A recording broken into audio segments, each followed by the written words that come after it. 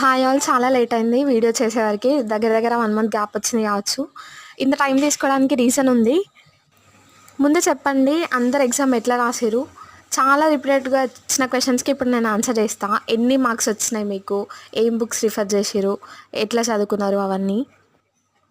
ఇంకా cut off గురించి కూడా, కట్ ఆఫ్ మనం ఎస్టిమేట్ చేయలేము అంత ఈజీగా. ఎగ్జామ్ కండక్ట్ చేసిన వాళ్ళు తప్పించి ఇంకా ఎవరు చెప్పలేరు అంత క్యూరేట్గా. So coming to the point, నాకు సెకండ్ షిఫ్ట్ పడిందనమాట. 58 మార్క్స్ వచ్చినాయి. సర్వీస్ మార్క్స్ ఏం లేవు నాకు. 80కి 58 అన్నట్టు. సో జాబ్ వస్తుందా రాదా నాకు ఐడియా లేదు. రిజర్వేషన్ అయితే ఉంది, ఎస్సీ రిజర్వేషన్. సో చూడాలి, ఇంకా హోపింగ్ ఫర్ ద బెస్ట్ అంతే.